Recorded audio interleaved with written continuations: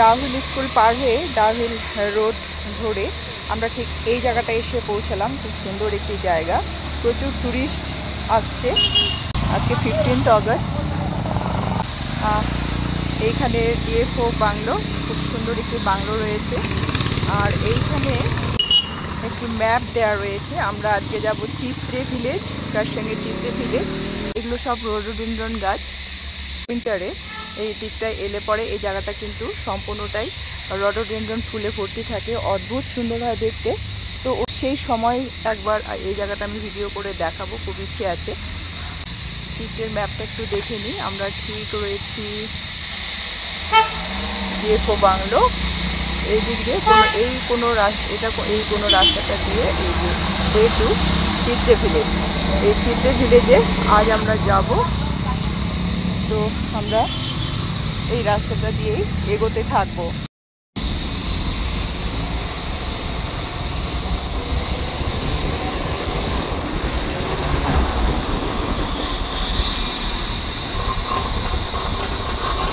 Bungalow না, খুব সুন্দর। এই হচ্ছে ডিএফও বাংলো।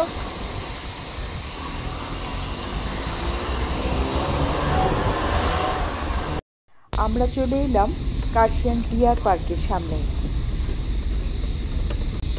ডিয়ার পার্কের পাশ দিয়ে এগোতে এগোতে এইখানে একটু दारालाम। हम पार्क देखी अगाडि त्यो कल्भर्ट छ नि एउटा, त्यसको तल खसेको त्यो छ पुरा मट्टी बोल्डर त निस्केको छ, तर रिस्की भइरहेछ। ठुलो गाडी आएपछि हाम्रो यो সামনের এই রাস্তাটি ধরে এগোতে থাকলে museum, forest training school, forest bungalow, তারপর আরও একটু এগিয়ে পাইন ফরেস্টের ভেতর দিয়ে যেতে যেতে চলে যাওয়া যাবে প্রেসিডেন্সি ইউনিভার্সিটির দিকে।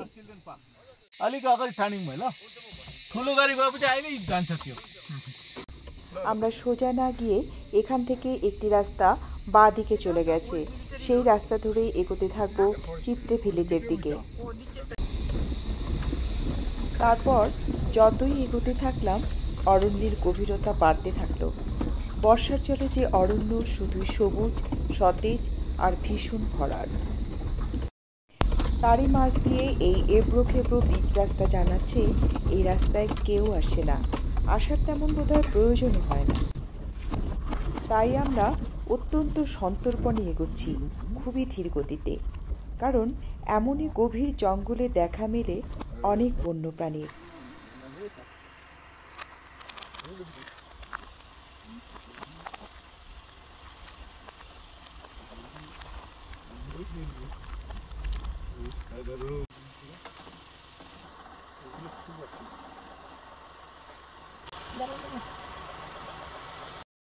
এই যেমন এখনই কয়েকটি বনমুরগি রাস্তা পেরিয়ে জঙ্গলে হারিয়ে গেল, আর আমরা গাড়িটা আরও স্লো করে সে দৃশ্যটা দেখলাম। তাই আমাদের উৎসুক চোখ জঙ্গলের আরও গভীরে আরও কিছু দেখতে পাওয়ার আশায় চেয়ে রইল জঙ্গলের ভেতরটায়।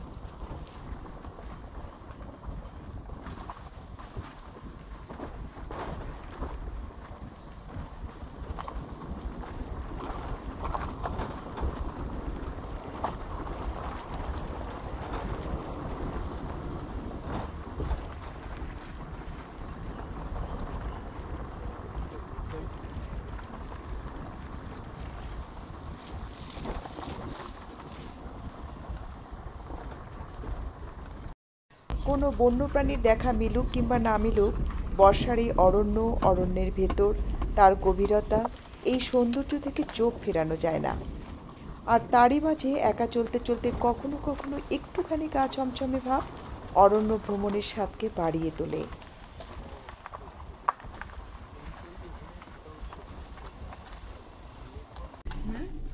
লেপার্ড আছে এখানে,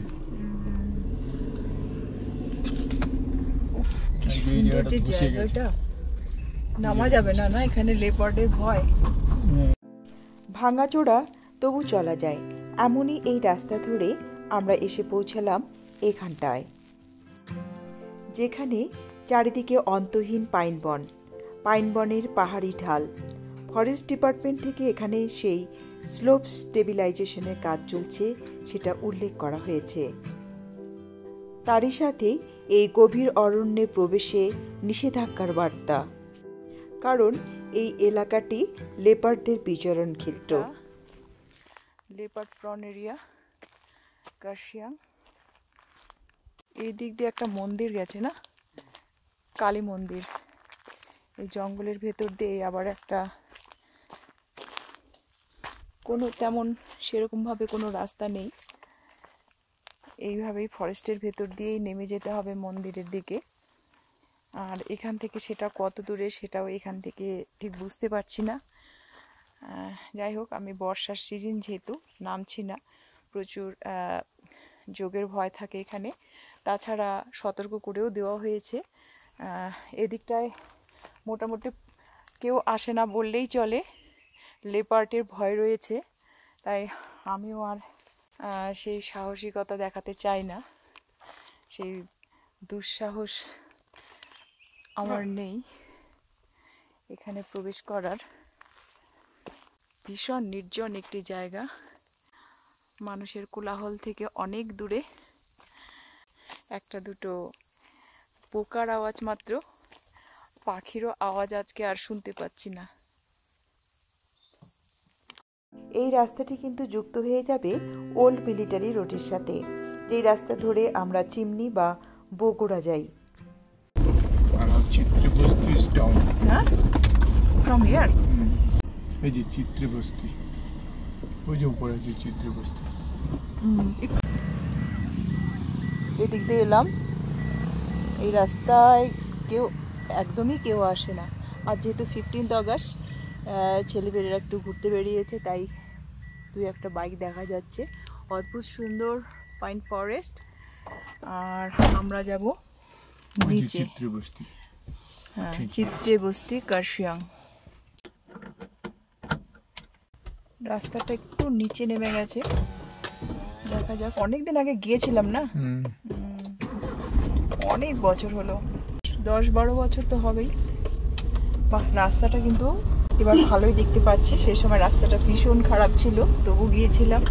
ঝোড়া, এই যে ঝোড়া রিজুভিনেশন প্রজেক্ট, হ্যাঁ এখানেই ঝোড়া আছে। চলো তো যাই। না না না, দার্জিলিংয়ের একটি গ্রামের নাম চিত্রে। শুনেছি অপূর্ব সুন্দর নাকি সেই চিত্রে ভিলেজ। যাওয়া হয়নি, যাব কোনো দিন। আর এখানে কার্শিয়াংয়ে চিত্রবস্তি আমরা এসে পৌঁছেই গেছি। পাহাড় সামগ্রিকভাবে সে নিজেই এক আশ্চর্য সুন্দর, আর তার গায়ে গেঁথে থাকা সমস্ত কিছুও ক্ষুদ্র ক্ষুদ্রভাবে সমানভাবে সুন্দর, যারই টানে আমরা পর্যটকেরা পাহাড়ে এই তিল তিল সৌন্দর্যের খোঁজে পাহাড় চড়ে বেড়াই। চিত্রের মেইন বস্তিটাতে ঢোকার মুখে এইখানে একটা বিরাট একটা শিলাখণ্ড পড়ে রয়েছে, বা ওপর থেকে পড়েছে, যাই হোক। তো এইটার ঠিক ওপরেই একটা মন্দির রয়েছে, ছোট্ট একটা সিঁড়ি।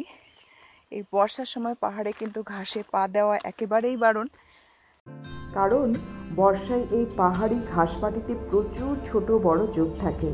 আর আমি যেহেতু শু পরে আসিনি, তাই 5 সেকেন্ডও পা ফেলে রাখা যাবে না। পা সরাতে দেরি করলেই এই যোগেরা খপ করে পায়ে অ্যাটাক করবে। শুধু তাই নয়, পাহাড়ের গা ঘেঁষে চললে শরীরেও কখন এসে পড়বে তার কোনো ঠিক নেই। এই পাহাড়ের যোগ নিয়ে আমার বিচিত্র অভিজ্ঞতা রয়েছে, সেসব শোনাবো একদিন।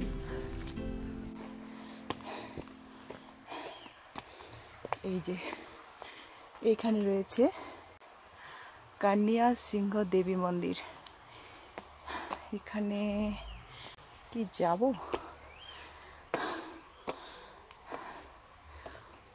কত উপরে আছে কে জানে। একা আসছি এখন না, যেহেতু আমি এই এলাকাটা সম্বন্ধে খুব একটা আমি জানা নেই, বর্ষার সময় তো আমার একটু যেতে ভয় করছে। ওপরে মন্দির, ভয় করছে, সাপ টাপের ভয় করছে, পোকামাকড়ের। তো আমি আর গেলাম না। এখানে একটা মন্দির, বর্ষা ছাড়া অন্য টাইমে এলে কিন্তু যাওয়া যেত। এখান থেকে মা দেবীকে প্রণাম জানিয়ে নিচ্ছি।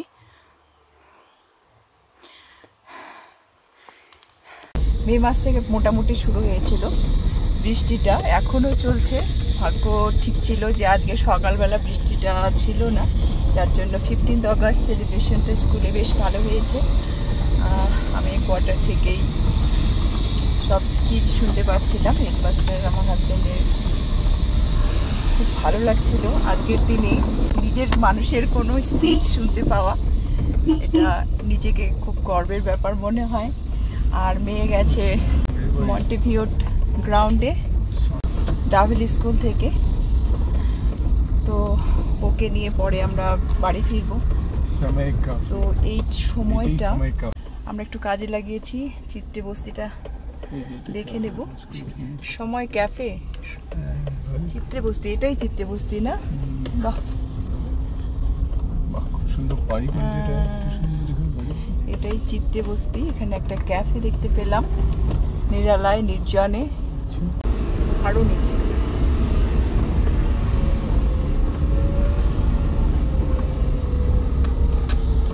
একটা প্রাইমারি স্কুল আছে, that is the last point. এত সুন্দর বাড়ি করেছে। এই যে that is the primary school and the end of the road. ও, এখানেই শেষ? এই কটা শুধু বাড়ি? আপ টু চিত্র বস্তি। এখানে শুনতে পাচ্ছেন শুধু কত হাজার পোকার আওয়াজ, কত সহস্র পোকারা আজ একসাথে, অদ্ভুত।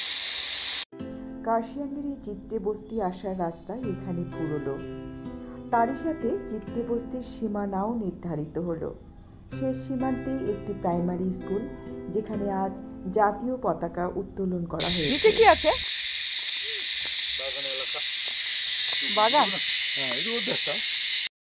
কি তীব্র পোকার আওয়াজ, আর কোনো আওয়াজ নেই, কিন্তু গাড়ি ঘোড়াতেও নেই, মানুষের আওয়াজ নেই, যেহেতু খুব কম লোকজনের এখানে বসবাস।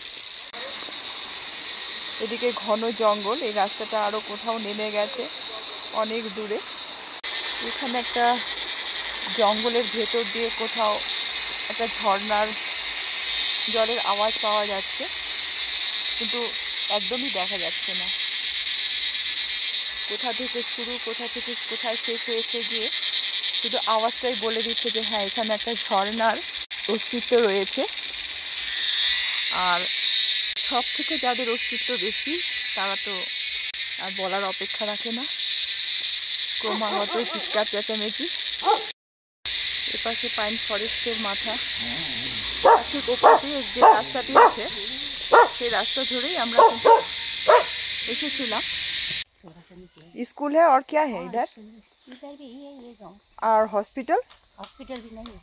हॉस्पिटल कहाँ जाते हैं आप लोग? हॉस्पिटल है काशिंग। काशियांग में ना? स्कूल प्राइमरी स्कूल एक है ना? इतना सुंदर सुंदर ये गाछ है, मैं ले सकते हैं 2 एक? ये हम लोग गादा बोलते हैं बंगाली में। हाँ, नेपाली में क्या? साईपत्री फूल। साईपत्री। हाँ।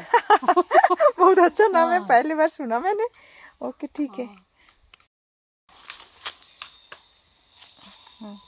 Thank you. এখন বাজে 12:30। একটু আগেই একটু রোদ ভাব ছিল জায়গাটাতে, আর দেখুন এই 5-10 মিনিটের মধ্যেই চারিদিকটা কিন্তু মেঘে ছেয়ে গেল। এই পাহাড়ে এটা একটা দারুণ ব্যাপার যে দুপুরবেলাতেও এখানে কিন্তু গ্রীষ্মের দুপুর বলে কিছু হয় না, যেটা আমরা সমতলে খুব কষ্ট পাই ছটফট করে গরমে। এখানে গ্রীষ্মের দুপুরটাও বেশ আরামদায়ক। সময় ক্যাফে অ্যান্ড ক্যাম্প।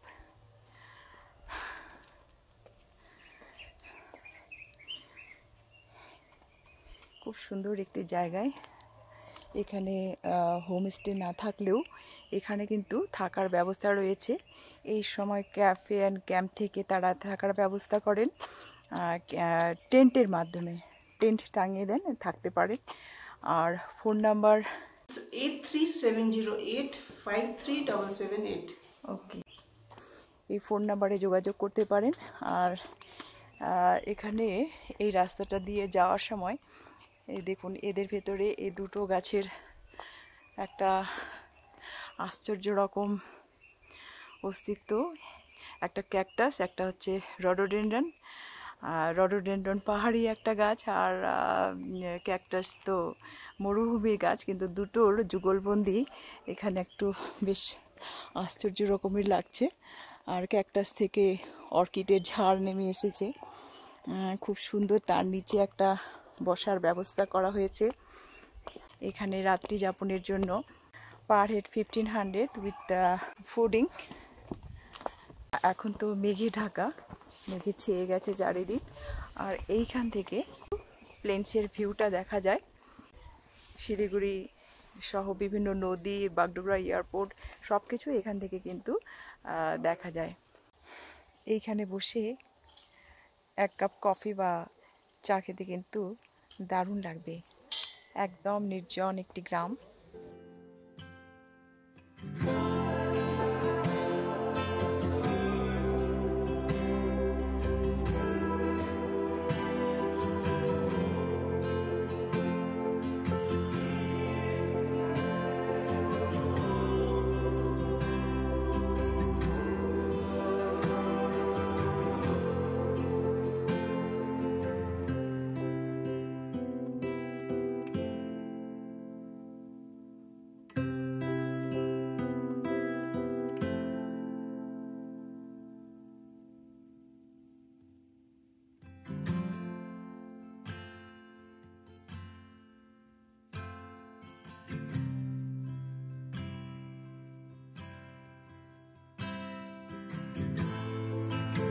Right?